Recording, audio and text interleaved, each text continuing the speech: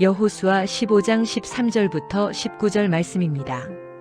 주님께서 여호수아에게 명하신 대로 여호수아가 여분네의 아들 갈렙에게 유다 자손의 분깃 가운데서 아르바에 가지고 있던 성읍 헤브론을 주었는데 아르바라는 사람은 아낙 사람의 조상이다.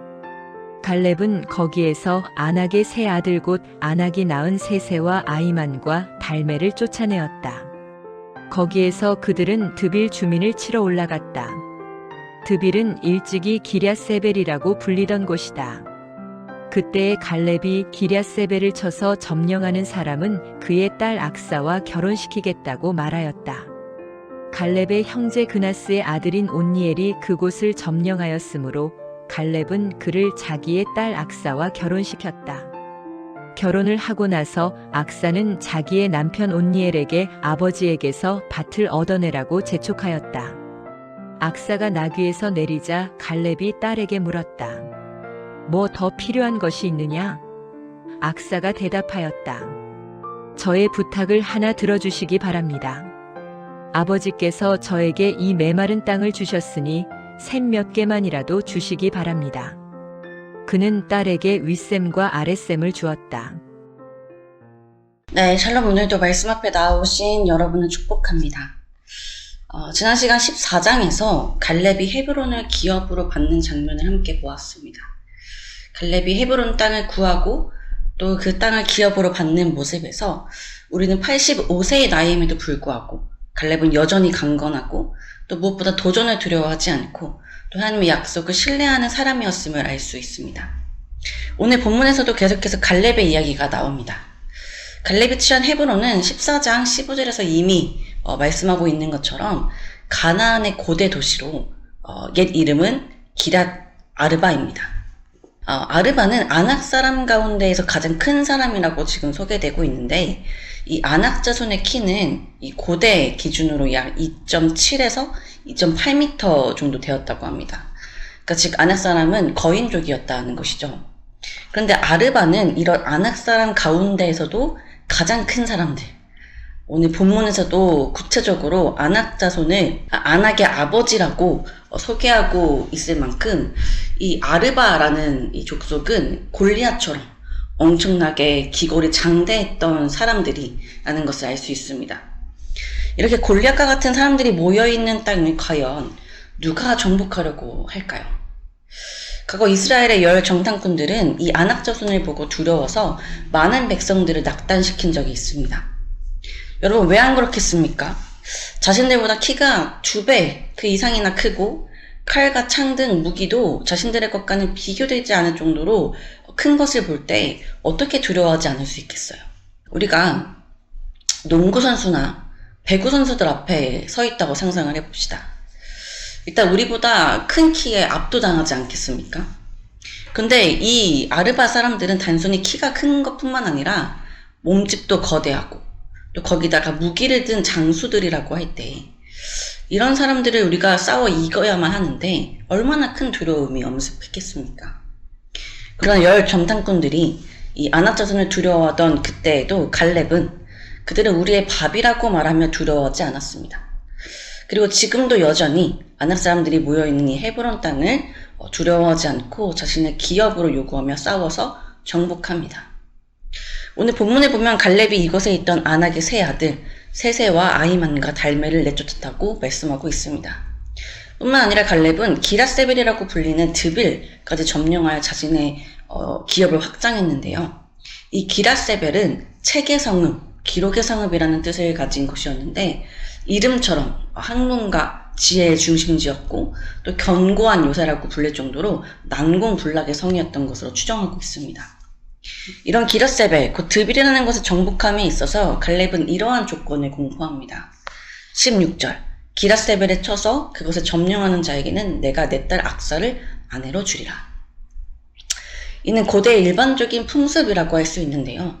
고대에는 혁혁한 무공을 세운 자에게 자신의 딸을 주어서 그 공을 치하하는 풍습이 있었다고 합니다. 그래서 훗날 사울 역시 이런 풍습을 따라 골리앗을 죽이는 자에게 자신의 딸을 주겠다고 약속을 하죠. 그러나 개인적으로 이런 이유뿐만 아니라 갈렙 자신이 헤브론을 정복한 것처럼 자신의 딸을 데려가는 사위 역시 이런 난공불락의 성을 정복하는 것에 주저하지 않고 도전하는 그 도전 정신과 믿음으로 그 땅을 취하는 모습을 보고 싶었던 것은 아닐까 싶습니다. 이 갈렙의 말에 부응하여 나아갔던 사람이 누구였습니까? 네, 바로 갈렙의 아우 그나스의 아들인 온니엘이 드빌을 점령합니다.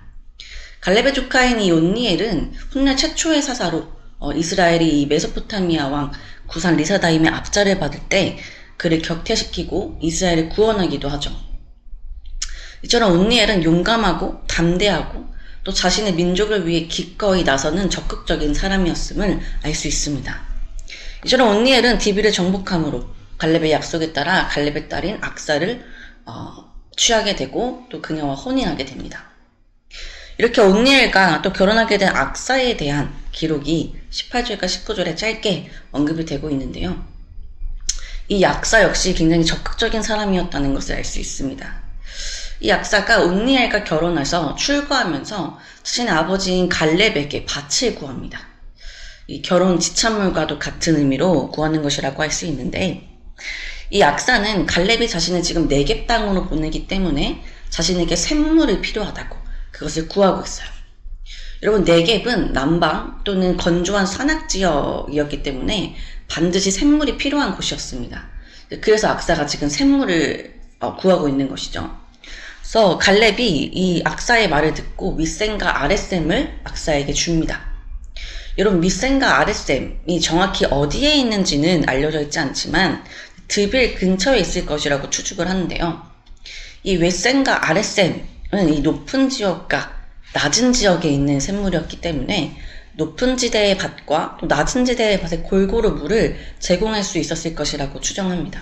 굉장히 유용한 곳이었다는 거죠. 여러분, 오늘 말씀에서 등장하고 있는 이 갈렙과 온니엘 그리고 악사, 이 세 사람의 공통점이 무엇일까요? 네, 세 인물 모두 복을 구하고 또 그것을 취하는데 적극적이었다는 것입니다.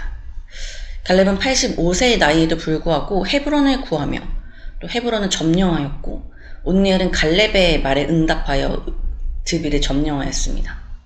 또한 갈렙의 딸이자 온니엘의 아내였던 악사는 자신의 삶에 필요한 샘물을 아버지에게 적극적으로 구하며 얻었습니다. 여러분, 우리에게도 이러한 자세가 필요합니다. 우리는 때로 우리 삶에 필요한 것이 있어도 그것이 불가능해 보이거나 힘들어 보이거나 또 그것을 취함에 있어 여러 도전들이 필요할 때 우리는 뒤로 물러나는 경우가 많습니다. 하나님께 기도를 구하기도 전에 포기해버리는 경우도 많습니다. 때로는 이것이 욕심인지 비전인지 구분하지 못해 구하지 못하는 경우도 있죠. 여러분, 먼저 우리가 구하기도 전에 겁을 먹고 구하지 못한 것, 또 안 될 것이라고 미리 포기해버린 것들이 있다면 그것이 무엇인지 한번 생각해 봤으면 좋겠습니다. 아마 그것들은 여러분들이 지금 가장 고민하고 또 해결받아야 할 문제일 수도 있습니다. 여러분, 하나님께는 능치 못할 일이 없으십니다. 그것을 믿으십니까? 그런데 이런 하나님께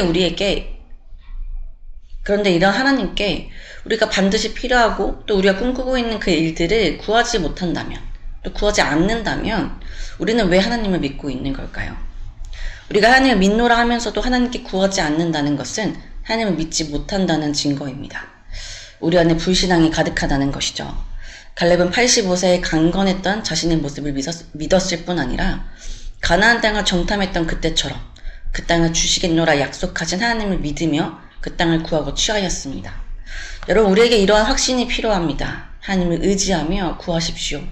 그러나 그것이 욕심인지 비전인지에 대한 명확한 구별은 해야 합니다. 욕심과 비전으로 나뉘는 기준은 간단합니다. 그것이 나의 만족과 유익, 단순히 내가 잘 먹고 잘 살기 위한 어떤 세속적인 일들을 구하는 것이라면 그것은 욕심일 수 있습니다. 그러나 그것이 나라는 개인의 복을 넘어서 다른 이들과 공동체의 유익까지 담겨 있고 또 다른 이들을 위해 헌신할 수 있는 그런 마음이 함께 품어져 있다면 그것은 비전일 것입니다. 훗날 온니엘이 이스라엘 사사가 되어 이스라엘을 위해 기꺼이 싸웠던 것처럼 자신의 명예가 아니라 이스라엘을 위한 일을 했던 것처럼 말입니다. 사랑하는 여러분, 망설이며 기도하지 못한 기도의 제목이 있으십니까? 구하십시오. 두드리십시오. 찾으십시오. 세상적인 욕심이 아니라 하나님 안에서 꿈꾸는 그 비전이 담긴 일들, 또 하나님 안에서 여러분들에게 마땅히 필요한 것들이라면 하나님께서 반드시 응답하여 주실 것입니다. 그것이 헤브론의 아낙 자손들처럼 강하고 드빌처럼 난공불락일지라도 악사가 자신의 아버지 갈렙에게 샘물을 구했던 것처럼 여러분들도 여러분들의 아버지 되시는 하나님께 구하여 그것을 취하는 기쁨을 누리시기를 소망합니다. 함께 기도합시다. 하나님, 오늘도 말씀으로 하루를 시작하게 하시니 감사드립니다. 하나님, 오늘 말씀을 통해 믿음으로 구하여 그 복을 취하는 사람들의 모습을 보았습니다. 주님, 우리는 때로 마음으로 소원하는 것이 있어도 기도해도 안 될 것이라고 먼저 포기하고 겁을 먹을 때가 있습니다. 이 문제는 해결될 수 없을 것이라고 먼저 낙담하고 기도조차 하지 않을 때도 있습니다. 주님, 우리의 이런 믿음 없음을 용서하여 주시고 하나님의 전능하심을 믿고 우리 삶의 필요를 구할 수 있는 믿음을 허락하여 주옵소서.